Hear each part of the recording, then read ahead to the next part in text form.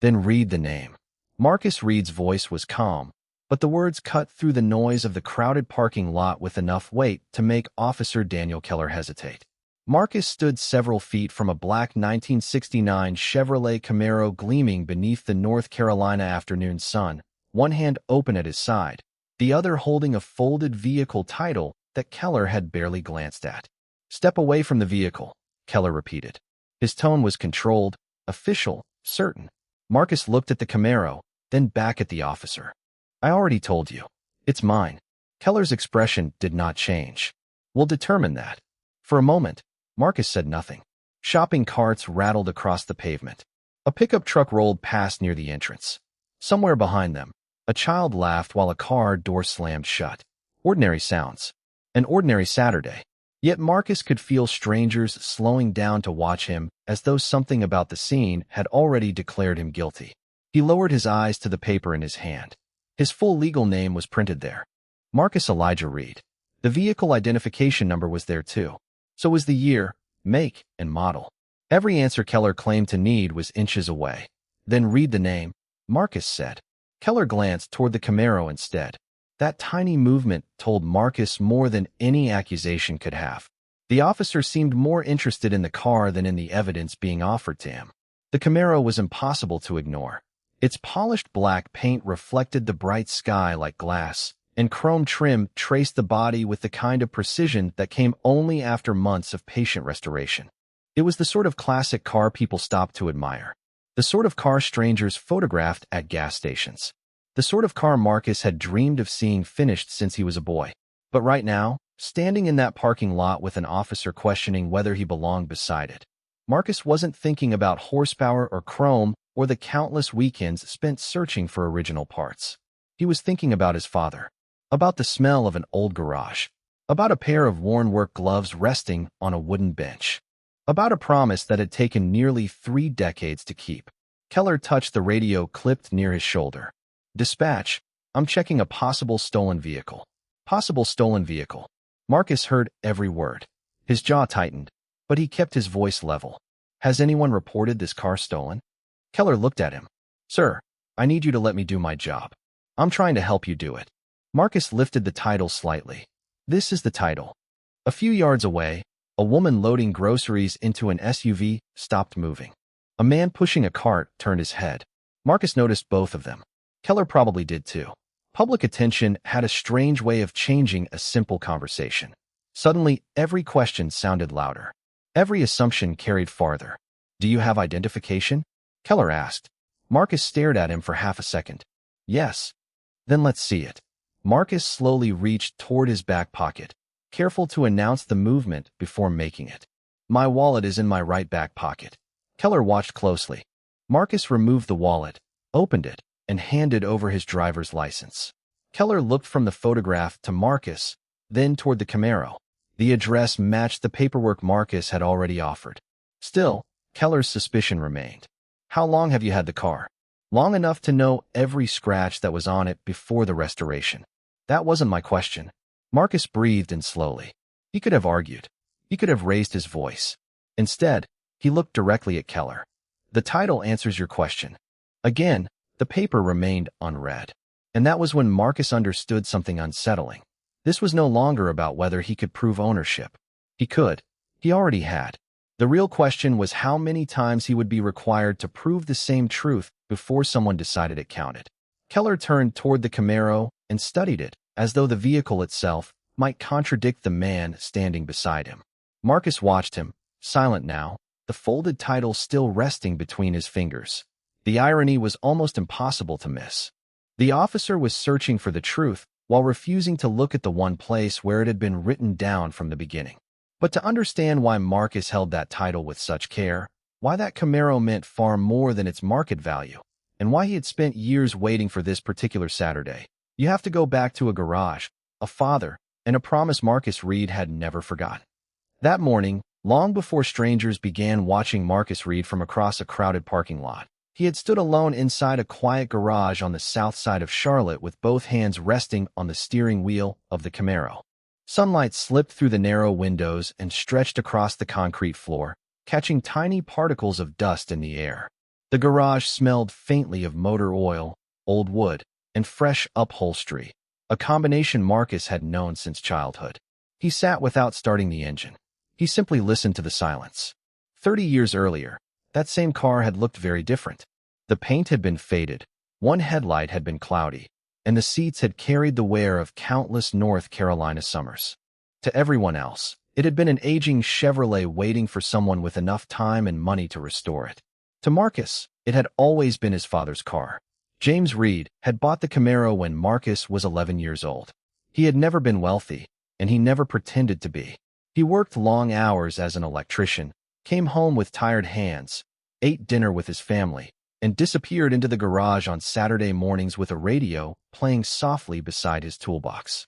Marcus followed him whenever he could. "You do not rush good work," James would tell him. "You understand what you are touching first." Marcus had carried those words far beyond the garage.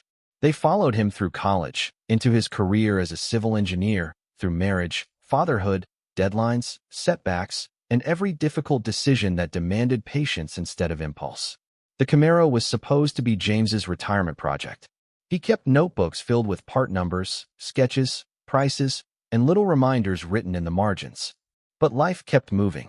There was always another bill, another repair around the house, another reason to wait until next year. Eventually, the unfinished car became less of a project and more of a promise suspended in time. After James died, Marcus could not bring himself to sell it. For years, the Camaro remained beneath a gray cover while Marcus built a life of his own. Then, one Saturday morning, he pulled the cover away and saw the car exactly as his father had left it. That was the day he decided to finish what they had started together. The restoration took nearly 2 years. Marcus refused to hurry it. He spent evenings comparing original components, drove more than 100 miles for the right pieces, and worked with a local restoration shop that understood he was preserving a memory, not simply increasing a vehicle's value. That morning, the work was finally complete. Marcus turned the key. The engine came alive with a deep, steady rumble that filled the garage and seemed to wake every memory stored inside those walls. He smiled before he realized he was doing it. On the passenger seat sat a simple folder containing the registration, restoration receipts, insurance documents, and the original title bearing his name. Marcus picked up the title and ran his thumb carefully along the edge. It was ordinary paper. No dramatic seal. No grand declaration. Yet it represented years of waiting, paperwork, responsibility, and a piece of family history that had finally reached him. He placed it back inside the folder and drove into the bright afternoon. For the first several miles, Marcus kept the windows down. Warm air moved through the cabin as Charlotte passed around him in familiar flashes of traffic lights, neighborhoods, storefronts, and trees. At one stoplight, an older man in a pickup truck looked over, smiled, and raised his thumb. Marcus laughed and returned the gesture. For a little while, the day felt exactly as he had imagined it would. He stopped at a shopping center to pick up a few things before heading home. Before walking inside, he noticed something near the front of the Camaro and leaned closer to inspect it. He opened the hood, checked the area carefully, then closed it again. Marcus never noticed the person watching from farther down the parking lot. He never heard the phone call. He had no reason to imagine that an ordinary moment beside his own car could be interpreted as something else entirely.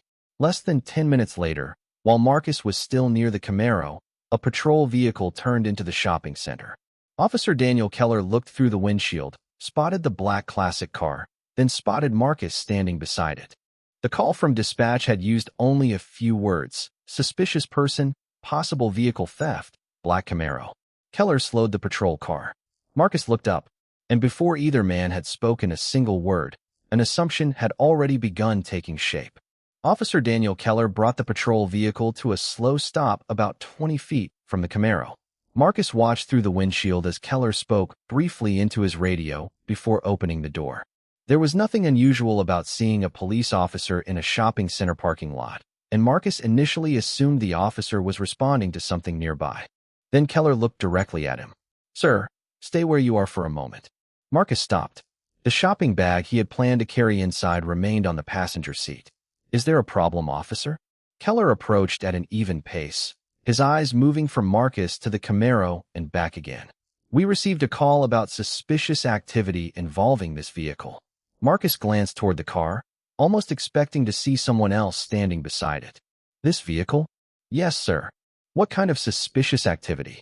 Keller paused near the front of the Camaro. Someone reported seeing a man apparently trying to gain access to it. Marcus understood immediately. He looked at the hood, then toward the far end of the parking lot. I was checking something near the front after I parked.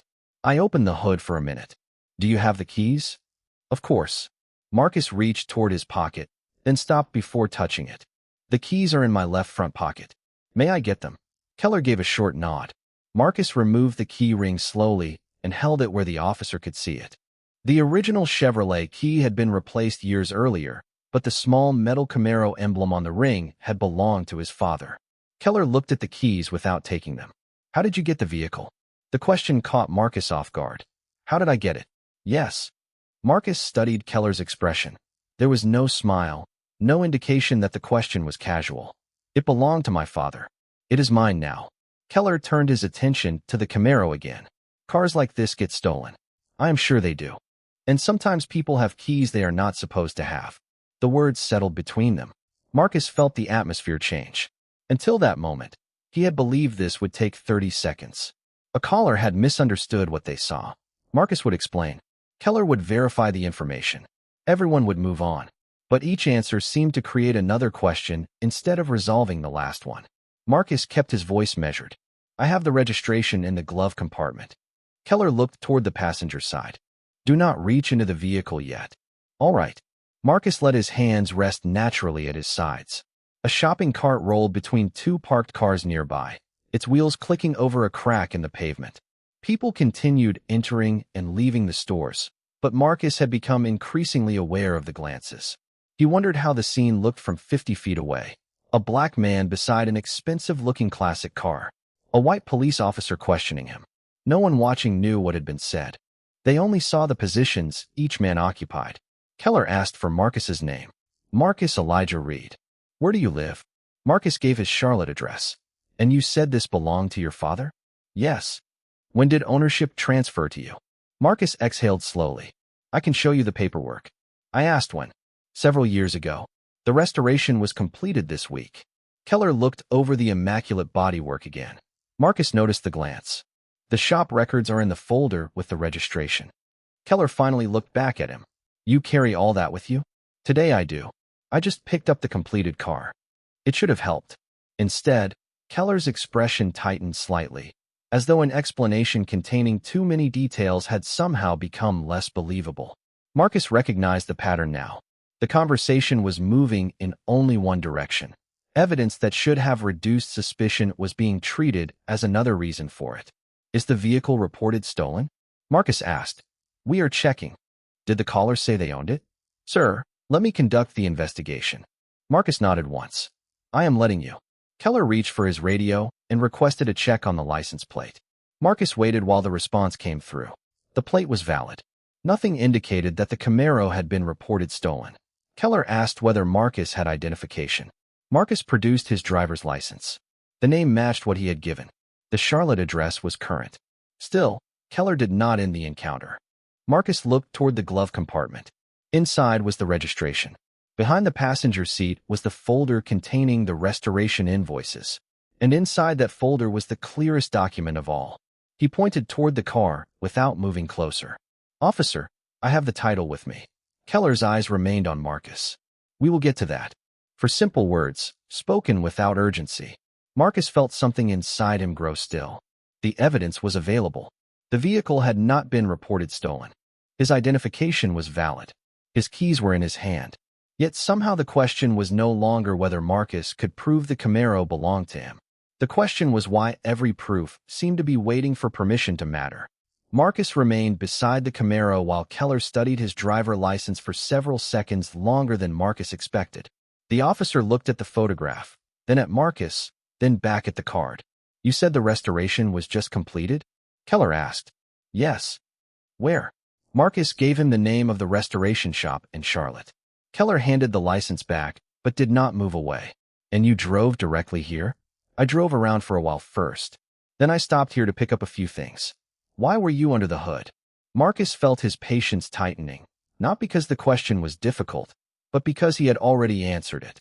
I noticed something after I parked and wanted to check it. What exactly? A small alignment issue near the front. Nothing serious. Keller glanced at the Camaro as if searching for something Marcus had missed. You know how this looks. Marcus was silent for a moment. No, officer. Tell me how it looks. Keller shifted his weight. We get a call about somebody acting suspicious around a valuable classic car. We arrive and find you opening the hood.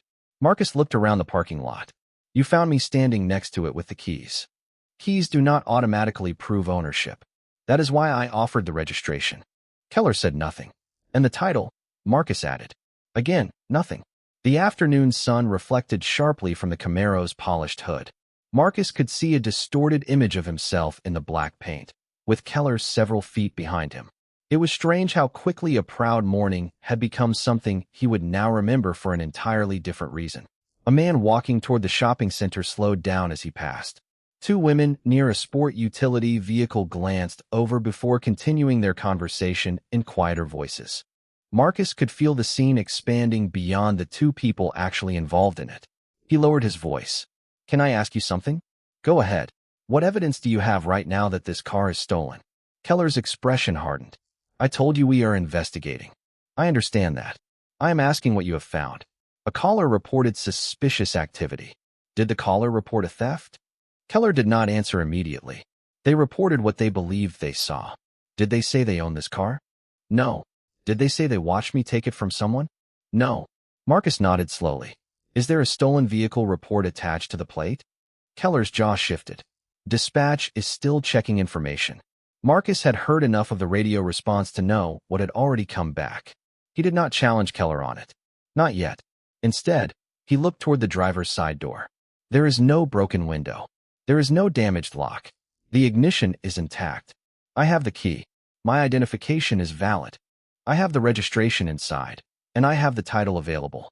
What exactly are we waiting for? Keller's voice became firmer. We are waiting for me to finish. Marcus held his gaze. Then finish. The words were not loud. They did not need to be. For the first time since Keller arrived, the officer looked slightly unsettled. Marcus was not refusing instructions. He was not trying to leave. He was not raising his voice. He was simply asking Keller to connect suspicion to evidence, and the space between those two things was becoming harder to ignore. Keller turned toward his patrol vehicle and spoke into his radio again. Marcus caught fragments of the exchange. Plate valid. No active stolen report. Registered owner information available. Keller lowered the radio. I want to see the registration. It is in the glove compartment. I will retrieve it. Marcus paused. I would prefer to get it myself. Stay where you are. Keller walked toward the passenger side. Marcus watched him closely, not because he feared what Keller would find, but because this was his father's car, restored after years of waiting, and a stranger was now approaching it, as though Marcus's ownership remained an open question. Keller opened the passenger door and found the folder exactly where Marcus had said it would be. He removed it and returned to the front of the car. Marcus watched as Keller opened the folder. Restoration invoices. Insurance paperwork. Registration. Each document carried the same name. Marcus Elijah Reed. Keller read the registration, then looked at Marcus. This registration is current. I know. Keller turned another page. The title was there. Marcus could see the edge of it beneath the other documents. Keller could see it too, but before he reached it, another patrol vehicle entered the parking lot. It stopped nearby, and Officer Emily Carter stepped out. Keller closed the folder halfway. Marcus noticed. Carter approached, taking in the Camaro, the paperwork, the growing number of curious onlookers, and finally Marcus. What do we have? She asked. Keller answered before Marcus could speak. Possible stolen vehicle. Marcus looked at the folder in Keller's hand, then at Carter. The evidence had finally been opened. Now someone only had to read it. Emily Carter stopped a few feet from Keller and looked at the folder in his hand. Possible stolen vehicle based on what? She asked. Keller glanced toward Marcus before answering. Caller reported suspicious activity around the Camaro. Said a man appeared to be trying to access it. Carter looked at the car, then at Marcus. Was a theft reported? Not directly. Is the vehicle listed as stolen? Keller hesitated. Nothing active has come back. Carter nodded once, absorbing the answer without comment. Marcus watched her eyes move from the keys in his hand to the folder Keller was holding. Unlike Keller, she did not appear interested in forming a conclusion before asking the next question. "Sir, are you Marcus Reed?" she asked. "Yes." "And you are saying this vehicle belongs to you?" "Yes." Marcus lifted the key ring slightly. "I have been saying that since Officer Keller arrived." Keller stepped in. "He says he inherited it from his father and recently had it restored." Carter looked toward Keller. "Registration?" Keller opened the folder again. "Current. Same name." A brief silence followed. Carter looked back at Marcus. "Do you mind if I verify everything independently?" "Please do." There was no sarcasm in his answer. At this point, verification was exactly what Marcus wanted. Carter walked toward the Camaro but stopped before touching it. "Where is the vehicle identification number?" "You can see it through the windshield on the driver's side," Marcus said. "There is another identification point on the body, but the windshield number should match the paperwork." Carter leaned close enough to read the number through the glass, then returned to Keller. "Registration." Keller handed it over. Carter compared the numbers carefully, one digit at a time. No guessing, no assumptions. Then she used her radio to request another records check. Marcus stood quietly as dispatch repeated the information. The vehicle identification number was valid. The license plate matched. The registration matched. No active stolen vehicle report existed. Carter looked at Keller. "Everything matches so far." Keller crossed his arms. "That still does not explain the original call." Marcus finally spoke. "What exactly needs explaining?" Keller turned toward him. "Someone saw behavior they believed was suspicious." "That is not what I asked." Marcus's voice remained even. "What did they actually see me do?" Keller's expression tightened. Carter looked between them, but did not interrupt. Marcus continued. "Did they see me break a window?" "No." "Did they see me damage a lock?" "No." "Did they see me take keys from somebody?" "No." "Did they see another person claiming this car belonged to them?" Keller paused. "No." Marcus nodded. "So what did they see?" Keller said nothing for a moment. The parking lot suddenly seemed quieter despite the traffic moving beyond them. Carter lowered her radio. Marcus could feel several people still watching from a distance. He was aware of every second passing, every unanswered question, every piece of documentation already verified. Keller finally said, "They saw you around a valuable vehicle and believed something was wrong." Marcus held his gaze. "They saw me around my vehicle." The sentence landed differently. Carter glanced toward the Camaro, then toward the folder. Marcus took a slow breath. "Officer Keller, when you arrived, you saw me standing here with the keys. I told you the car was mine. I offered the registration. I told you I had the title. The plate came back clean. My identification matched my name. Now the vehicle identification number matches too." Keller started to respond, but Marcus raised the title question again before he could redirect the conversation. "What information are you still missing?" Keller looked down at the folder. Carter did the same. The answer was sitting inside it. Carter extended her hand. "May I see the rest of those documents?" Keller gave her the folder. She opened it on the hood, carefully separating the restoration receipts from the insurance paperwork. Marcus recognized each page. There was the invoice from the shop. There were photographs documenting the work. There was the registration they had already checked. Beneath it sat the title. Carter reached for the document, but Marcus spoke before she lifted it. "Before you read that, I want an answer to one question." Both officers looked at him. Marcus's voice became quieter, forcing them to listen more carefully. "If every fact you have checked points in the same direction, why am I still standing here trying to prove that I belong beside my own car?" Keller looked away for the first time. Carter did not. Her expression changed, not dramatically, but enough for Marcus to notice. She looked down at the title, then back toward Keller, as though the question had shifted from who owned the Camaro to something far more uncomfortable. The paperwork had been available from the beginning. The keys had been available. The records had been available. The truth had not been hiding. Carter slowly unfolded the title. Her eyes moved to the line identifying the legal owner. Then she stopped. Carter read the name once, then checked it again against Marcus's driver license and the registration. Marcus Elijah Reed. Same owner. Same Charlotte address. Same vehicle identification number. She did not announce it immediately. Instead, she studied the document with the careful attention of someone who understood that the paper itself was no longer the most important thing in front of her. "It matches," she finally said. Keller looked toward her. "Everything. Everything." Carter turned the title slightly so Keller could see it. Legal owner is Marcus Elijah Reed. Vehicle identification number matches the Camaro. Registration matches. Plate matches. No stolen vehicle report. The words came one after another, each removing another possible reason for suspicion. Marcus remained still. He had imagined that confirmation would bring relief, but what he felt instead was a quiet disappointment. None of this information was new to him. The only thing that had changed was that someone had finally decided to read it. Keller looked at the title. All right, then we know the vehicle is his. Marcus studied him. We knew enough to check that 20 minutes ago. Keller's eyes lifted. Sir, we responded to a call. I understand. We have an obligation to investigate suspicious circumstances. I understand that too. Marcus took a slow breath. What I do not understand is why the investigation kept moving in one direction after the facts started moving in another. Carter remained silent. Keller shifted his attention toward the small group of people still watching from a distance. Calls like this can be complicated. The call might have been complicated, Marcus said. The records were not. Keller opened his mouth, then stopped. Marcus pointed toward the Camaro. No damaged window. No damaged ignition. No theft report. I had the keys. My license was valid. My registration matched. I told you where the car came from.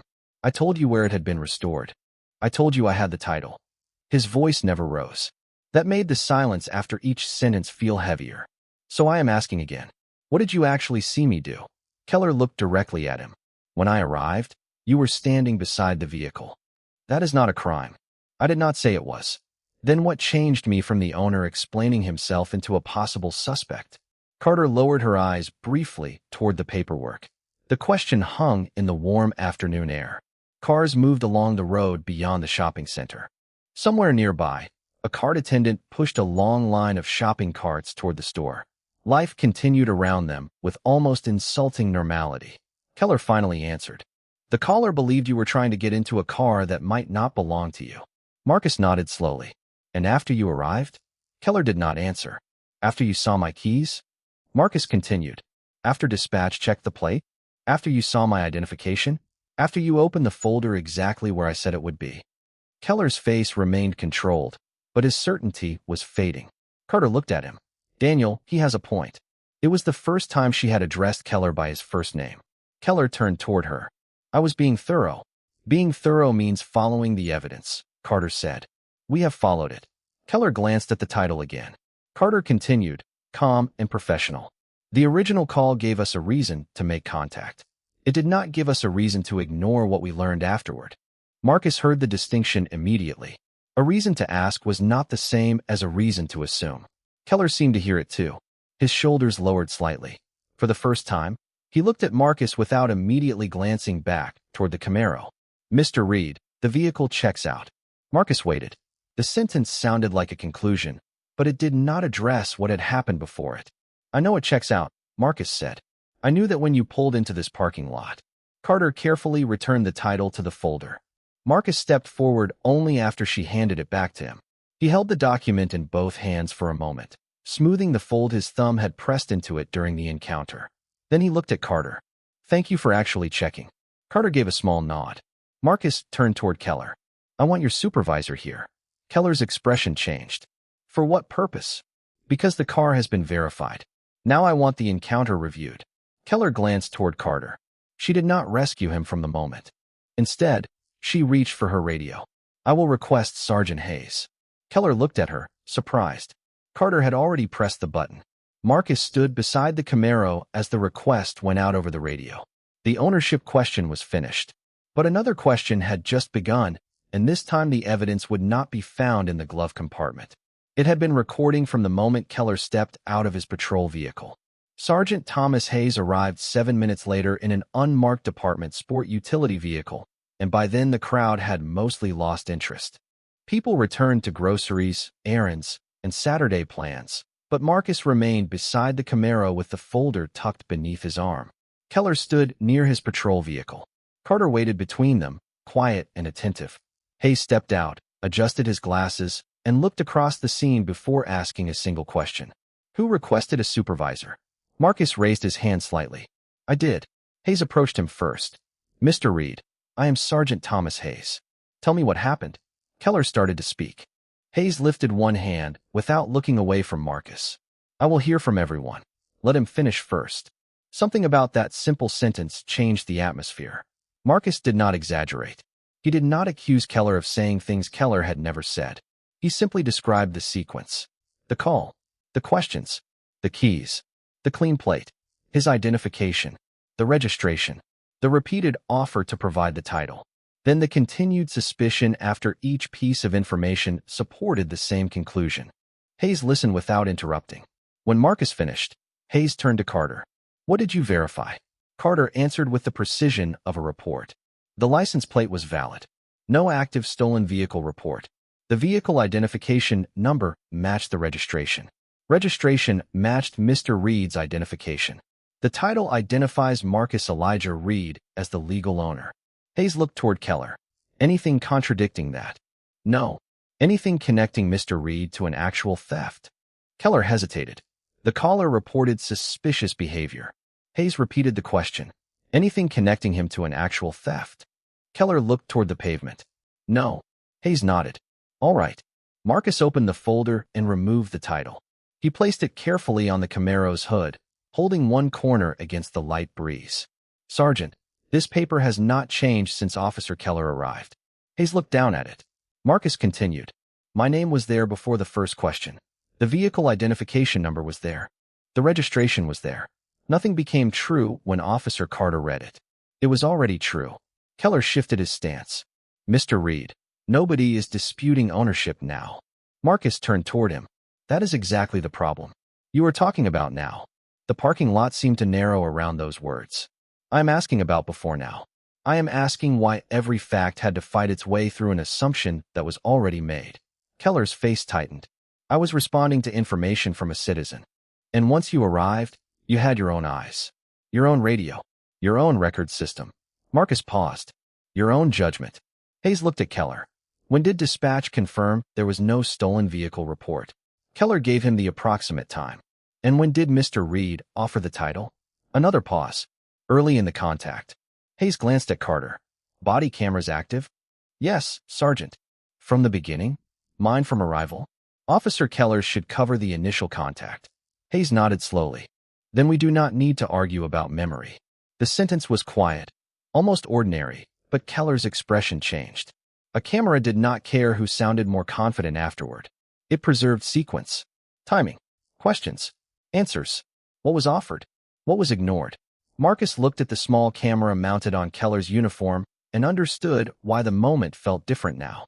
For nearly half an hour, he had been required to provide proof. Now the encounter itself had evidence. Hayes asked Keller to step several feet away with him. Their conversation was low, but Marcus could see Hayes asking short questions while Keller gave longer answers. Carter remained near Marcus. For what it is worth, she said, I am sorry your afternoon turned into this. Marcus looked at the Camaro. I did not want an apology for owning a car. Carter waited. Marcus looked back at her. I wanted the facts to matter when they were first available. Carter nodded. A few minutes later, Hayes returned. Mr. Reed, you are free to leave whenever you want. I am documenting your complaint, and the body camera footage will be preserved for supervisory review. Marcus picked up the title from the hood and folded it along the old crease. Good. Hayes seemed surprised by the simplicity of the answer. Marcus opened the driver's door, then stopped. He looked at Keller one final time. There was no triumph in his face. Only a calm Keller had mistaken for something else from the beginning. You kept looking at this car like it could tell you whether I belonged beside it, Marcus said. But it was always my car. He held up the title. This did not make it mine when you finally read it. Keller said nothing. Marcus placed the document back into the folder. For the first time that afternoon, the silence belonged to him. Marcus drove away without looking back. The Camaro moved through the parking lot with the same deep, steady sound that had filled his garage that morning, but the feeling behind the wheel had changed. He had imagined this first drive for years. He had imagined calling his wife, Rachel, from a stoplight and telling her that the old car finally felt alive again. He had imagined taking the long way home, letting the North Carolina afternoon stretch across another 20 miles simply because there was nowhere he needed to be. Instead, he drove in silence. Back in the parking lot, Sergeant Hayes remained with Keller and Carter. The encounter was over, but the review had already begun. Hayes asked Keller to remain on scene while he confirmed that the body camera recording had been properly categorized and preserved. Then he asked Carter to describe what she had observed from the moment she arrived. Carter did not offer opinions. She gave him facts. The vehicle had not been reported stolen. Marcus had valid identification. The registration matched. The vehicle identification number matched. The title matched. Hayes wrote everything down. Then he asked the question Keller had been avoiding.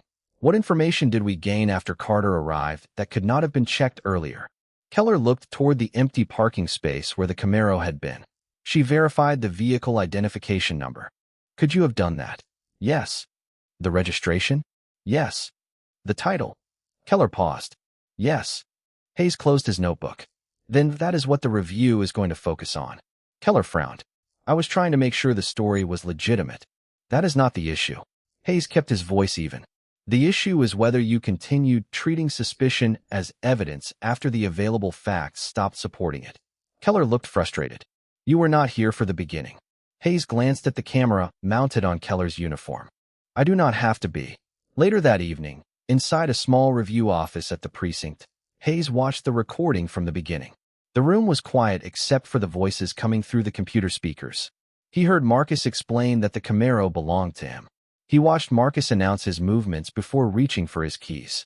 He heard the plate return without an active stolen vehicle report. Then came the offer of registration. Then the title. Hayes paused the recording and checked the timestamp. He continued. Marcus remained cooperative. His answers remained consistent. Yet the questions kept returning to the same assumption.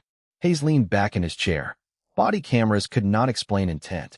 They could not read thoughts or settle every disagreement.